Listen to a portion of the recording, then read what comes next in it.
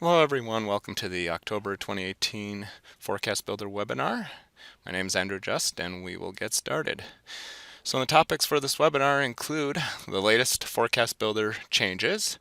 Also we're going to talk about the edit retention software that accompanies now Forecast Builder. A big chunk of this webinar is going to go through a winter weather review, and then we'll have question and answer time. So some of the updates with the October release of Forecast Builder. The first is a new GUI that's been provided in GFE, and you'll be finding that underneath the Populate menu. It's called Forecast Builder menu, and we did it as a separate GUI so that way we can get some feedback on it and make sure that everything remains stable, and so you still have the other Forecast Builder GUI to utilize. We've also ensured that the Edit Retention add-on is installed, and we'll talk about that more here in a bit. One of the new additions is to be able to utilize the Prob Refreeze Sleet Grid to add sleet into the forecast. Previously, you would only be able to apply it where max wet bulb aloft was less than 3 Celsius. That would kind of happen in the background, and then there. So essentially, anywhere again where that max wet bulb aloft was less than 3, any values would be just completely ignored. Now you can apply Prob Refreeze Sleet to just get sleet into the forecast. We did a change to freeze and spray calculation here to match the version 3.2 of the MBM. One of the bigger changes here from mountain sites is that below this, we're linearly decreasing snow accumulation to 800 feet below the snow level, essentially to create a smoother transition, particularly for rain snow scenarios. And then also, and this was just out of some discussion with various mountain Sioux, is that once the temperatures are greater than 45, we're just going to set the precipitation type to all rain. And then for ESTF purposes, we're going to bring an MRMS QPE and utilize that to help for observed POP and QPF. And finally, with Digital Aviation Services, one of the checks we wanted to remove was when sky was greater than or equal to 90 and visibility less than or equal to half, or basically when the visibility is less than or equal to half, we're going to make sure the sky is greater than or equal to 90. And that was based on some feedback for some of these very shallow radiational fog situations where the sky was obviously clear, it was just some really low fog hanging over like visibility sensors. So regarding the new Forecast Builder GUI, I've got some comparisons here, not really comparisons, but what the new GUI looks like. And on the left is when you go into you can go into configuration. This is done for each user. You can actually do this either each time you start up Forecast Builder, or you can just set it one time and it's always set that way. What's nice about this new GUI is that if you get into like say heart of the winter or heart of the summer when you can pretty much automatically run the precipitation type step rather than have that pause and go through it and all that. You actually have that set. And so like for example here on the left with step 4, the precip accums, if you set it to run, it's just when you get to that point in the forecast process, it's going to automatically run the integrity check, the precipitation types, and the accumulations. So again, it can speed up the process a little bit. And then too, with the new GUI, you now have these various menu options that you can jump from between steps a whole lot easier than you could in the other GUI. And another advantage of this whole new GUI has been to help prevent other procedures from interacting with the GUI and causing errors to show up. Then there's the edit retention software, and here the general idea is to let Forecast Builder run from cron without wiping out high impact scale local phenomena from the forecast. So let's say you have, for example, gap winds or something really localized that blends have a hard time of getting into the forecast. You can retain these when the cron runs for the next auto population of the common starting point.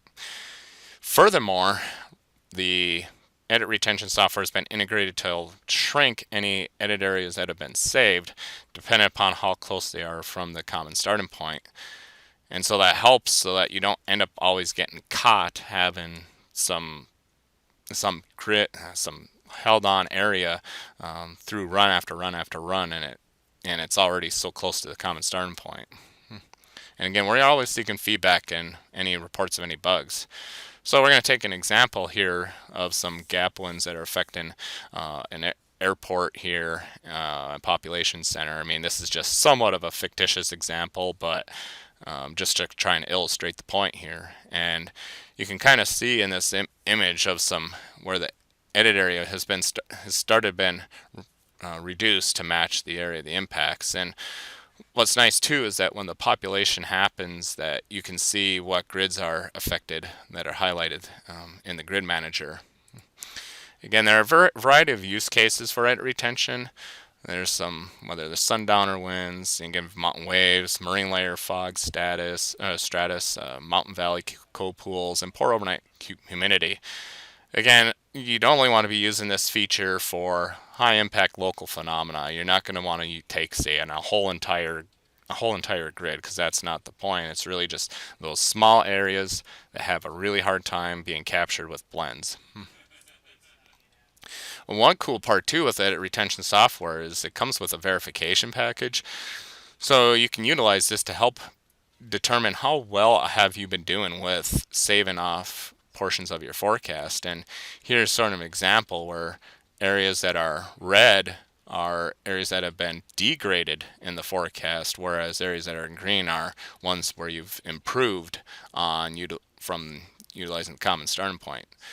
So this is, again, really neat feature, something I think it's really worth looking at. And more training about the edit retention software will be coming. All right, now we're going to jump into the winter weather review.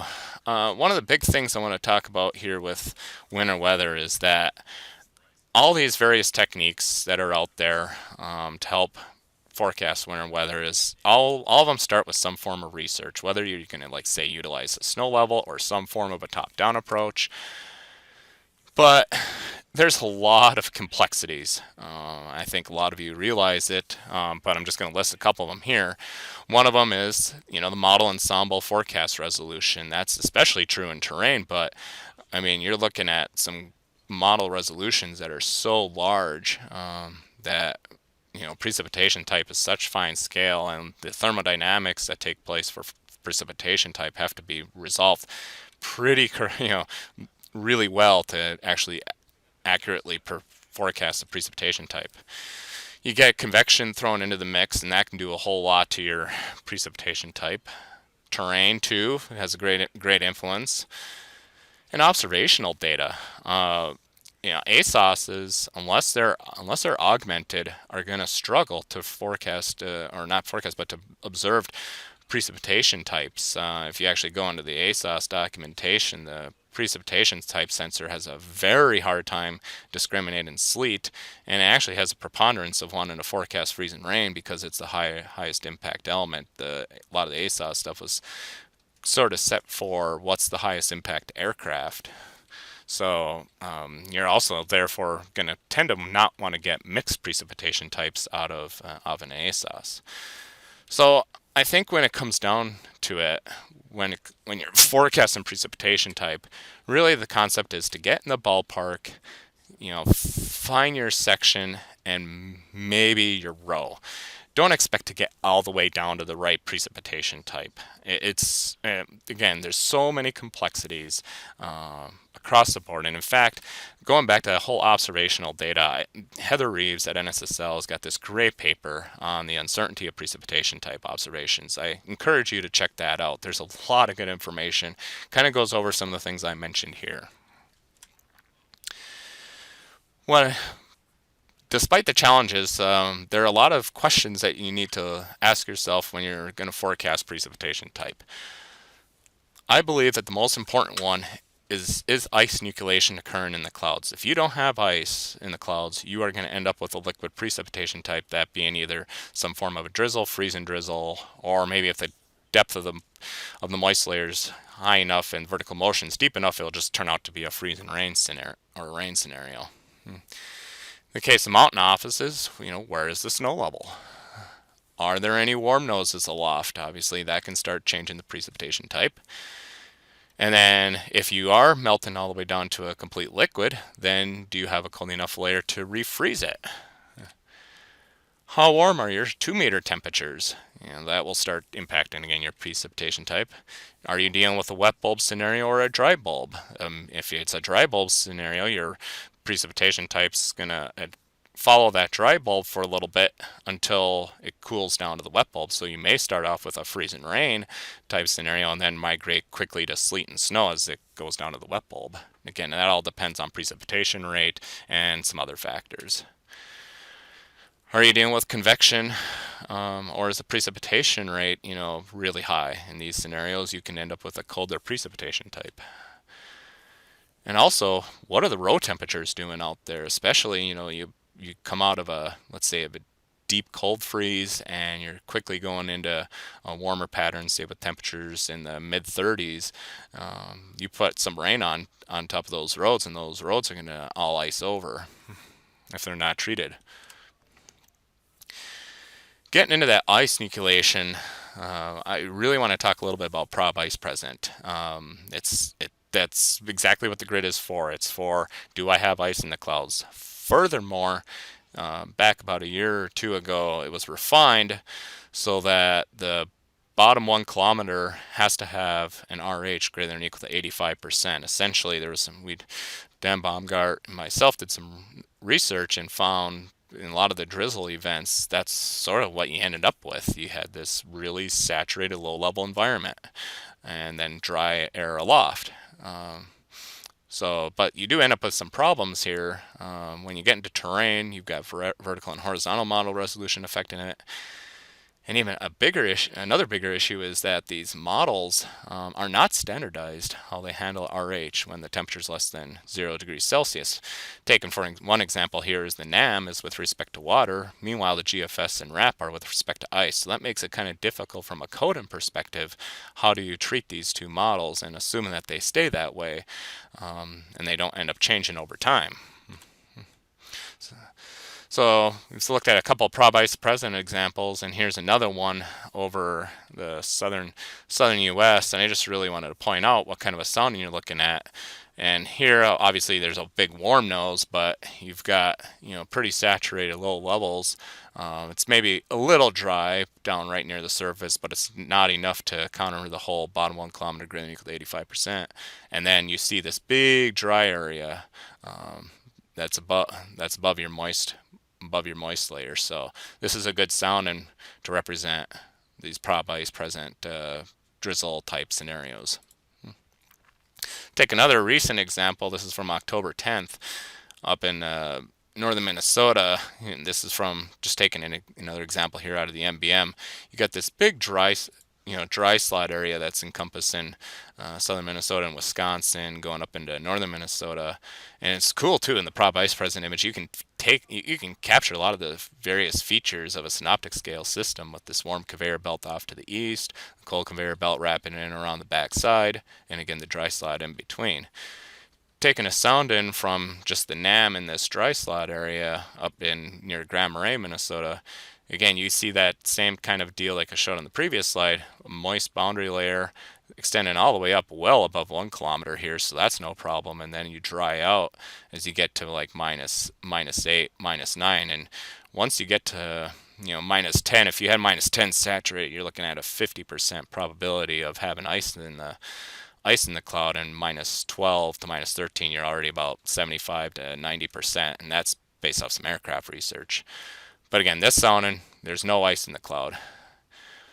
And so when the forecasts were put out from the day shift before, again, trying to time match all this, the forecasts accurately showed here, or as expected, some little bit of light icing.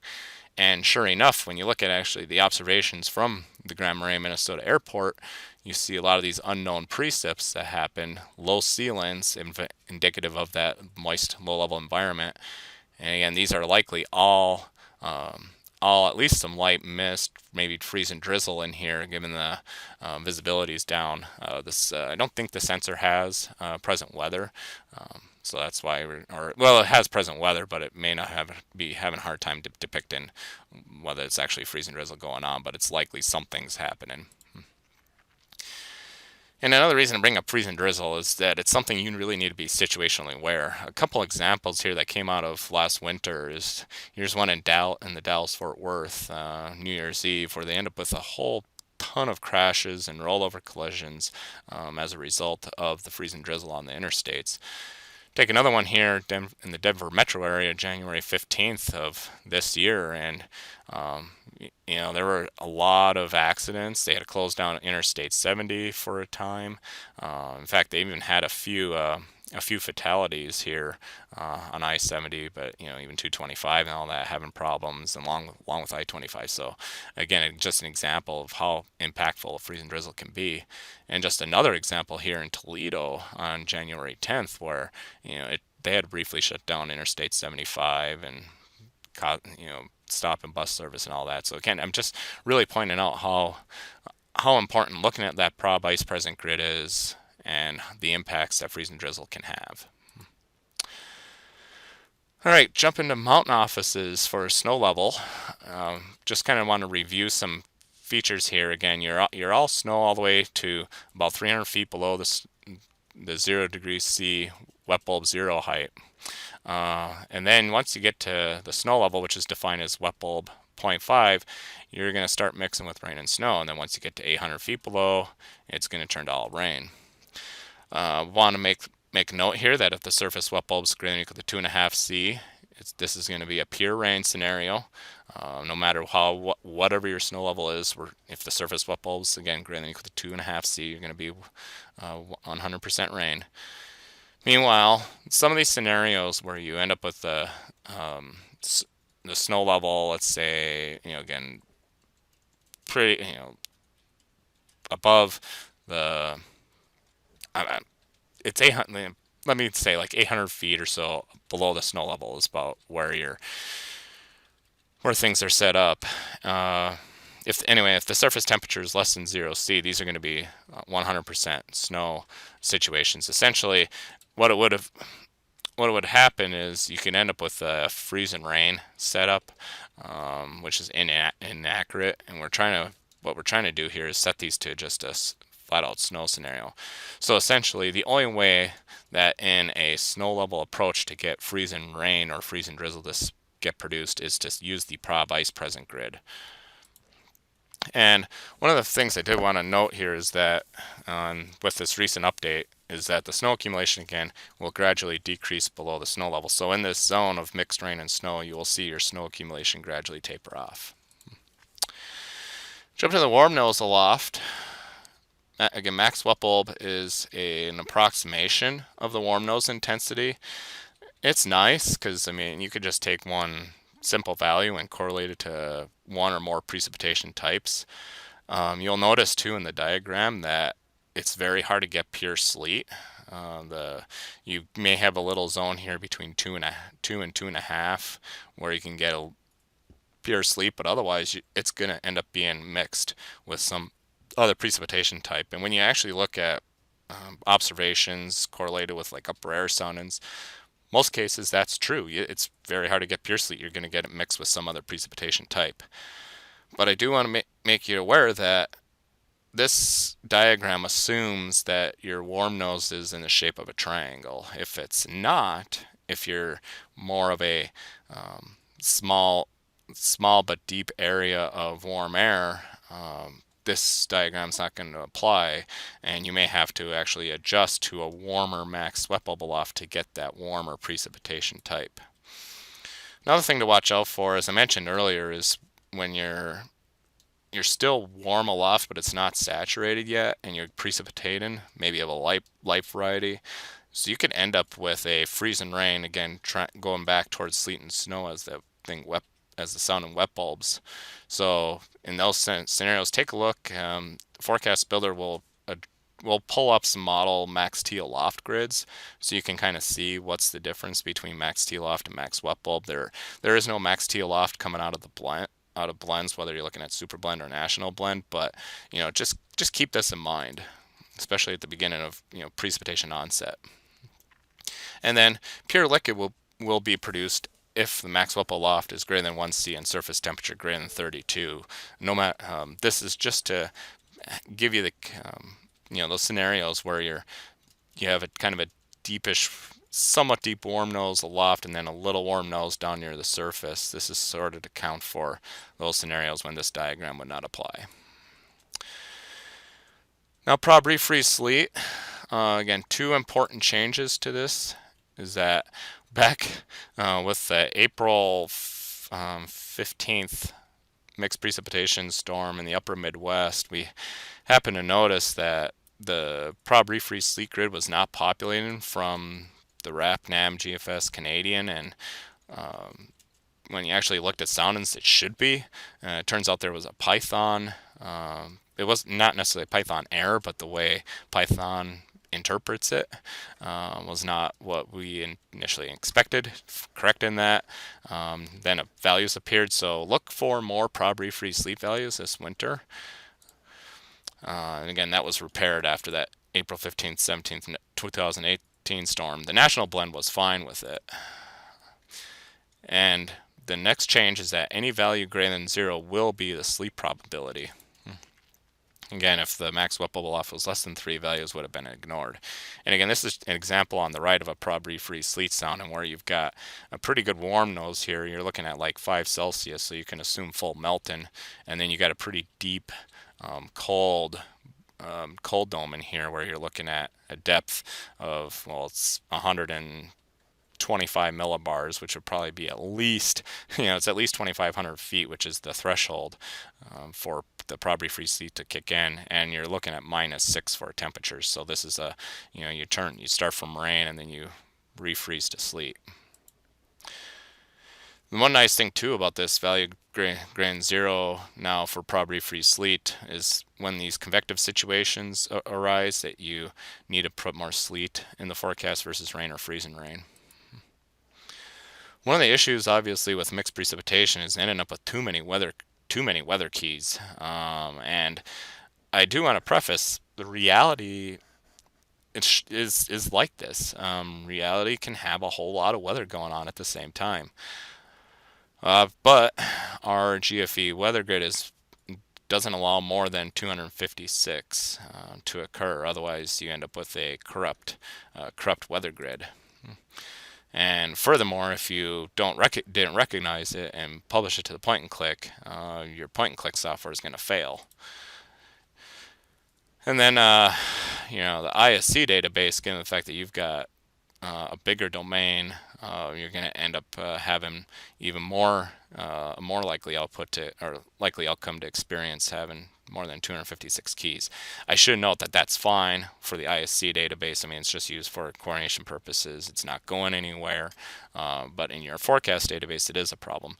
So ForecastBuilder will alert you if when it's going to create the weather keys, it's going to exceed it.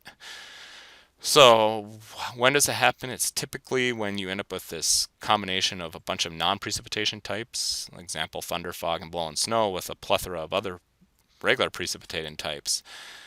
So how do you get around it? A couple approaches is, if you're trying to discriminate between stratiform and shower, just take one.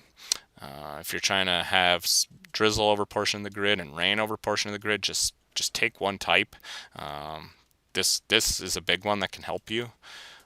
Take out any low impact non-precipitating types. Maybe try and take out fog, which I know will be a problem because the Digital Aviation Services TAF formatter needs the fog to help put the BR into the TAF. But it might be something you're going to have to do to get around this 256 key problem. Another approach would be simplify pop. See if you can more broad brush it, so you don't end up with all these multiple categories of slight chance and with all these other mixed precipitation types. I want to make you aware that there is some other top-down development occurring. A revised version of the current top-down technique, called the Burgoyne, has been occurring for several years here at the Chicago office. There's a couple advantages here to the Burgoyne method. First is to better assess the strength of the warm nose and cold dome. Remember, what I said is that the warm nose a lot of times is in the shape of a triangle, but some cases it's not. And in those cases that it's not, the current top-down approach that's in ForecastBuilder can fail. Furthermore, the cold dome, the diagnosis in the ForecastBuilder software is assuming a 2,500 feet deep and a temperature of min temperature -4. Well, cold domes not are all the same. You can have some shallow ones that are like, say, 1,500 to 2,000, but really cold, and still end up with a refreeze to sleet scenario. So The net result is that you're going to end up with an improvement on precipitation type, especially in situations, again, where the max wet bulb is between 0 to 3 and the warm nose is not a triangle. You can look at some of these Burgoyne fields already from the National Blended Models version 3 and 3.1, positive energy aloft and negative energy low level. And here's some examples of those here to the right. And actually in this image on the right, October 12th in the evening, there's an area where you have some mixed precipitation noted by this in New England here. Take this minus 54 at Burlington of negative energy low level below a 48 positive. So the 48 positive would actually be enough to switch over to rain, and then this negative 54 might be trying to switch over to another precipitation type, a colder type. The calculations for these P types of rain, snow, sleet, freeze, and rain are being considered for NBM 3.2 coming off these Burgoyne fields. Another area of research that's been going on is rain versus snow by the 2-meter temperature and versus wet bulbs. So in the ForecastBuilder software, there's a GUI that you have that defaults to a temperature of 34 for all snow and 37 for all rain. When, again, this is for what the case is when the warm nose is near the ground. Well, back at the WFO La Crosse, the Sue Dan Baumgart and one of the meteorologists, Clint Eggeter, have been performing a statistical research study from 22,000 observations here between 2000 and 2015 across the CONUS. The observations here at right, suggest, what we've been using is actually pretty good. In fact, we could even expand it a little bit. So if you look at that, these are various different regions depicted in these curves. The thick lines would be for all various domains, but we also are depicting in here what things look like for the coastal, intermountain west, central, and eastern U.S. So, but in general, you can kind of see if you were to use 33 to 38, you're looking at a 15% here, and then the 38 would be up to like 95%. So, and then that's for the rain curve, and then similarly for the snow curve. So again, like I say, we could expand it, but even what we have right now, this 34 to 37, looks pretty good. So we've had some feedback come through various ForecastBuilder feedback mechanisms, whether it be email, the VLab forum, just for some examples, and there's been comments about switching to wet bulbs. So the research so far suggests there is some promise with that. We could actually restrict the range even smaller to say 32 to 35 here. The one issue with wet bulb though is that we're going to have to look even more at your temperature and dew point forecasts, making sure both are correct to accurately come up with a precipitation type. But in any event, whether you choose the temperature or wet bulb, both of them suggest that we need to put some form of a curve into the forecast. So that is being considered for the rain-snow probabilities. So let's talk a little bit about blowing snow. Blowing snow here has quite a few dependencies, whether it's wind, temperature, precipitation type, snowfall rate, and snowfall age. This is something that's been undergoing improvement. We have there's a complete model for this, and it's actually a lot of code in ForecastBuilder, so it takes a little bit to run when you hit it. But again, because there's so many factors that have to go into play, and then the equations. One of the bigger points to note out of this model is it's very sensitive to temperature near freezing, and on the wind speed. But anyway, when it comes to the outcome of the blowing snow model output, here's some of the definitions, just as kind of a reminder that when your wind speed is greater than 17 knots, or there's at least a 10% chance of visibility below 3 miles, you're going to end up with this patchy verbiage. The areas are 30% probability, definite 60% of visibility falling below a half, and then the blizzard situation is when you have an 80% probability of visibility is below a half. And here's kind of an event here over western North Dakota. Dickinson here and this is just based off some kind of research of applying the model to this one event. And Dickinson came out with a half-mile visibility, and here you go, you got a 40% value, which that lines up pretty well with what the definitions would be.